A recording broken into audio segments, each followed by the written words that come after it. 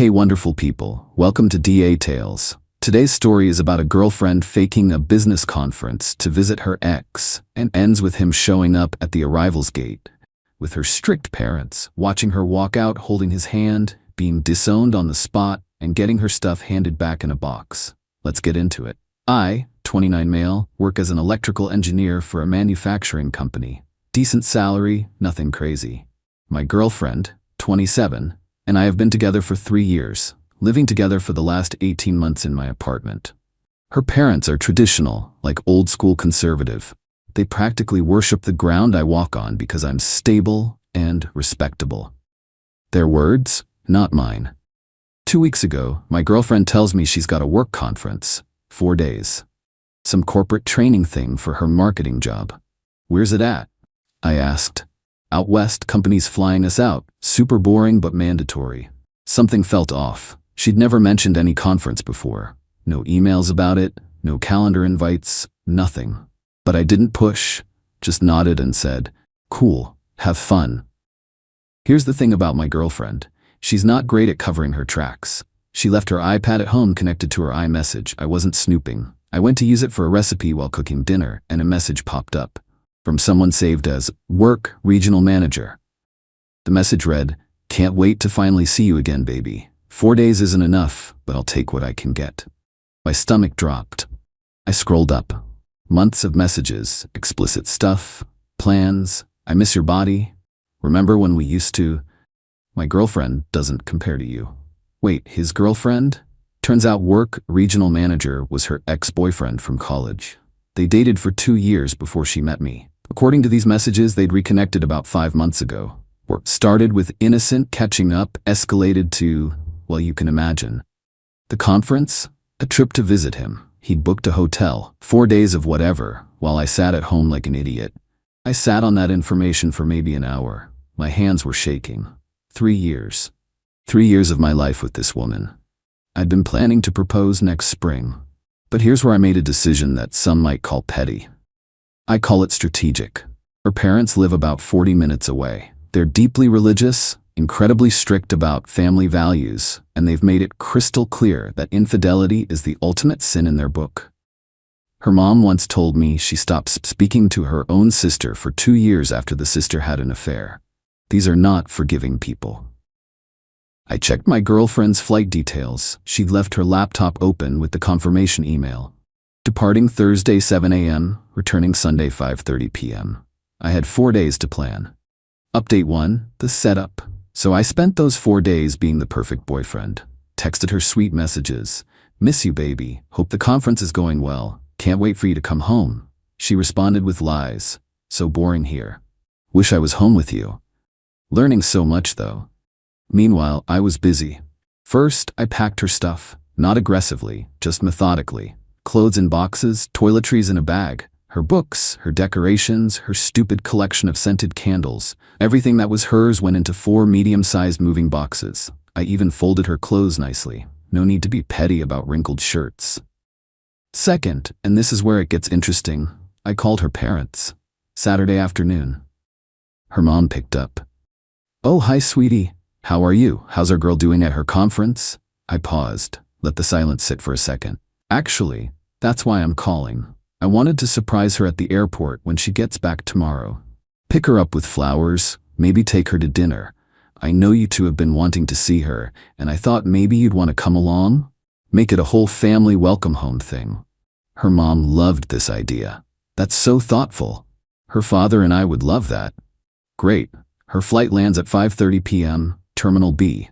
I'll pick you both up around 4? We'll be ready. I felt sick hanging up. This was going to hurt her parents too, and they didn't deserve it. But they deserved to know who their daughter really was. And honestly, if I just told them, they might not believe me. They needed to see it. The next part was harder. I needed to confirm the ex would be at the airport with her. I created a fake Instagram account. Looked through his public posts until I found enough information to seem legitimate. Then I DM'd him pretending to be a photographer doing a project on airport reunions and goodbyes. "Hey, I noticed from your posts you travel a lot. Any chance you're seeing someone off at the airport this weekend? I'm documenting emotional moments for an art project. Would love to capture something authentic. He actually responded. Dude was not smart. Ha, actually yeah. Dropping my girl off Sunday evening. She's flying home. We could do something if you want. His girl. She was his girl now. Amazing. What terminal and time? I'll be there with my camera. He gave me the details. Terminal B, around 5 p.m. Exactly where I'd be with her parents. Everything was falling into place. Sunday morning I barely slept. Kept going over the plan. Was this too much? Too cruel? But then I'd remember those messages. 5 months of lies, 5 months of making a fool out of me while I planned a future with her. Nah, this was exactly enough. Update 2. The airport picked up her parents at 4 p.m. sharp. Her dad was in his Sunday best, the man dressed up for everything. Her mom had a small bouquet of flowers she'd picked up for our baby girl. The guilt hit hard seeing those flowers, but I pushed through. You're such a good man, her mom said during the drive, taking such good care of our daughter. I try, I said. And I meant it. I had tried. We got to the airport around 4:45, parked, made our way to the arrivals area. I suggested we stand near the exit from security, close to the doors where passengers come through. Perfect spot, her dad said. She'll see us right away. At 5:15, my phone buzzed. Flight landed. My heart was pounding so hard I thought I might pass out. She's landed, I told them, checking the arrivals board. Should be out in about 15 minutes. Her mom was practically bouncing with excitement. Her dad had his camera out, ready to capture the surprise. 5:27 p.m. People started trickling through the doors. Business travelers, families, couples reuniting. 5:31 p.m. I saw her. She was walking out with a roller bag, smiling, laughing, and holding hands with a guy I recognized from the Instagram stalking, her ex. Tall dude, backwards cap, looking at her like she was the only person in the world. She hadn't seen us yet. They stopped just past the doors, and he leaned down and kissed her. Not a peck, a full romantic goodbye kiss. Her mom made a sound, like a gasp but worse, like something breaking. What is? Her dad started.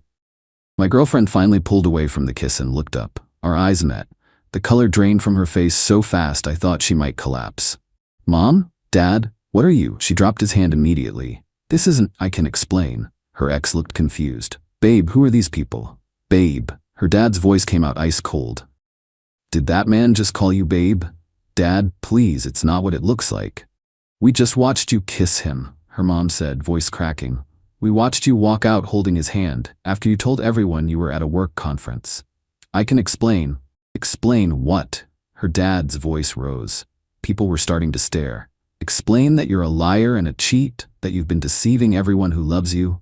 The ex finally caught on. He stepped back, hands up. Whoa, I don't want any part of this drama. You told me you were single. My girlfriend spun around. I am single. I mean, we were breaking up anyway. We were? I finally spoke. News to me. Guess you forgot to mention that along with the secret boyfriend. You planned this, she hissed at me. You set me up. No, you set yourself up. I just made sure the right people were here to see it. Her mom was crying now. I can't even look at you. Your grandmother would roll over in her grave. Everything we taught you, everything we believed about you. Mom, please, don't mom me. You're not the daughter I raised. Her dad put his arm around his wife. We're leaving. Don't call us. Don't come by the house. I need time to process that my daughter is a stranger. They walked away. Her mom never looked back. Her dad did once, and the disappointment in his eyes was heavier than any words. My girlfriend stood there, tears streaming down her face. Her ex had already disappeared into the crowd. Smart guy. First smart thing he'd done. I reached down and picked up the box I'd brought. Set it at her feet. Your stuff. Everything that was yours at the apartment. Keys are in there too. I changed the locks this morning. You can't do this to me. I didn't do anything to you. You did this. You made every choice that led to this moment. I just stopped pretending I didn't know about it. Where am I supposed to go? I shrugged. That sounds like a you problem. Maybe call your boyfriend. Oh wait, he just found out you lied to him too. I turned and walked away. You're going to regret this, she screamed after me. I'll make your life hell. I didn't look back either. Update 3. The aftermath. It's been 3 weeks since the airport. Buckle up, because the entitlement and delusion from her side has been absolutely unhinged. First 48 hours were quiet. I think she was in shock.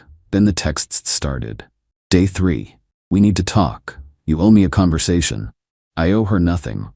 Didn't respond. Day 4. I can't believe you humiliated me in front of my parents. That was cruel. I had a moment of weakness and you destroyed my entire life. A moment of weakness. 5 months is a long moment. Day 5. Her sister called. I'd always liked her sister. She's more grounded than my ex. Hey, I'm not calling to yell at you. I just want to understand what happened.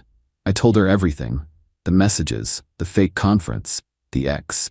She was quiet for a long time. I knew something was off with her lately.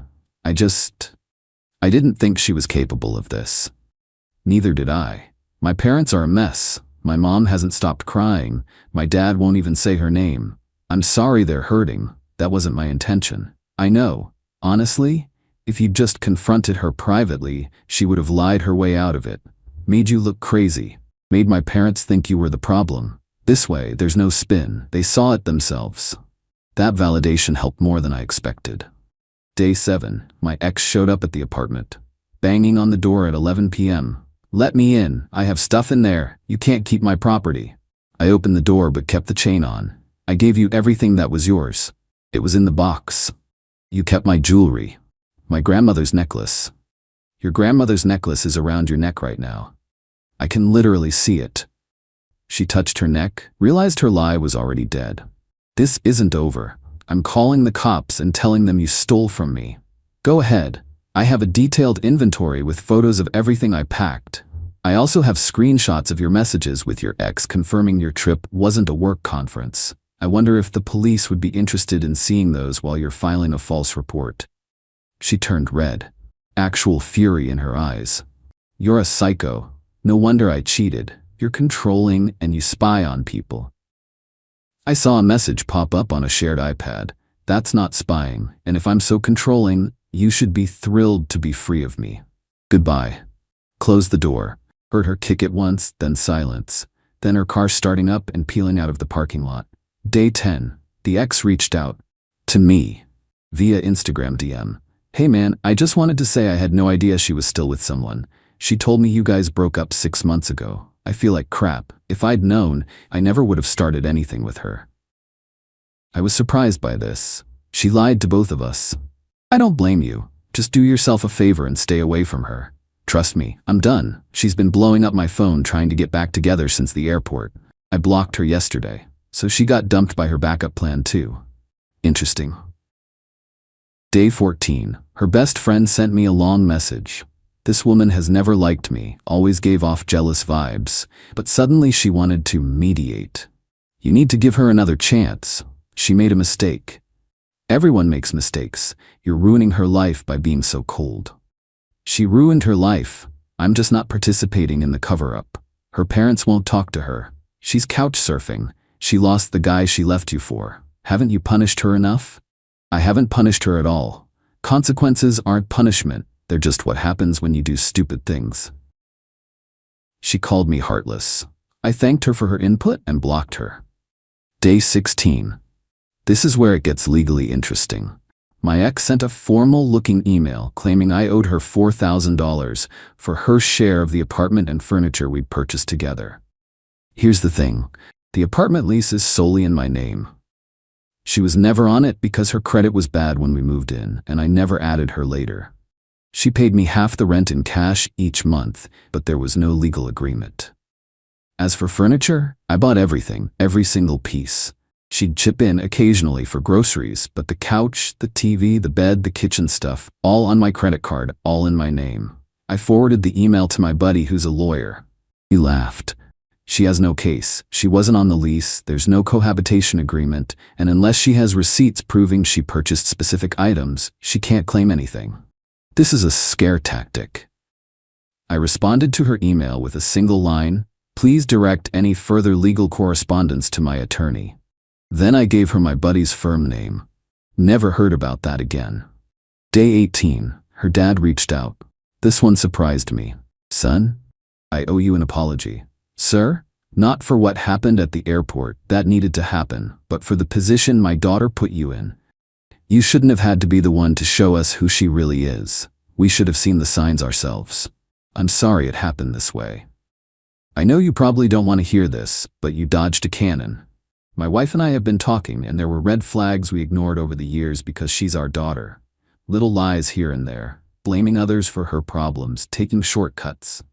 We enabled it because we wanted to believe the best. I appreciate you saying that. Take care of yourself. You're a good man. You deserve better. That call hit different. I wasn't expecting closure from her family, but somehow her dad gave me more peace than any apology from her ever could. Day 21. Today. Got word through mutual friends that my ex has moved back in with her parents. Apparently, after 3 weeks of couch surfing and burning through every friend she had with drama, she finally crawled back home. Her parents let her in, but with conditions. She's basically living under their roof with no freedom, working to earn back trust, no going out, no social media, church every Sunday, weekly dinners where she has to listen to lectures about morality. Sounds like hell. But it's a hell of her own making. The ex-boyfriend has completely disappeared from the picture. I heard he's already dating someone new. My ex apparently texted him 30+ times after the airport before finally giving up. Her best friend started dating the ex-boyfriend. Yeah. Let that sink in. The mediator, who told me I was being too cold, is now with the guy my ex cheated with. The drama writes itself. As for me, I'm okay. Not great, not terrible. The apartment feels empty, but it's mine now. No one else's stuff, no one else's lies, no one else's secrets. I took down all our photos, donated some things to clear the space, bought a new bed frame because the old one just felt tainted. My coworker asked if I was seeing anyone yet. I laughed. Give me a minute to trust people again first. Some days I wonder if I went too far. Bringing her parents to the airport, setting up the public confrontation, that was calculated. But then I remember those messages. 5 months. She looked me in the eyes for 5 months and lied. Made me feel crazy for sensing something was wrong. The airport thing wasn't revenge. It was truth. She just didn't like the timing. Her last message to me, 2 days ago, "I hope you're happy destroying us." I didn't respond. But if I had, I would have said, "You destroyed us. I just made sure you couldn't pretend otherwise." I'm not happy, but I'm free. And that's enough for now. Thanks for listening to this whole mess. Gonna go order some pizza and watch something stupid on TV. First peaceful Sunday in a while. Edit. Since people are asking, no, I don't feel bad about involving her parents. They're strict, but they raised her and they loved her. They deserved to know who she really was. If I'd told them privately, she would have spun it somehow. Made me the jealous, paranoid boyfriend who couldn't handle her having male friends. The only way they'd believe it was if they saw it themselves. Edit 2. For everyone asking about the iPad messages, yes, I took screenshots before she came back. They're backed up in 3 places. If she tries anything else legally, I'm prepared. Edit 3. Her sister reached out again. Apparently my ex is now claiming I abused her throughout our relationship, which is why she had to find comfort elsewhere. Her sister doesn't believe it. She was around us constantly and never saw anything like that. But my ex is laying groundwork for a redemption narrative. Some people can never just own their mistakes. They always have to be the victim. Whatever. I know who I am. The people who matter know who I am. Her stories can't change reality. Moving forward.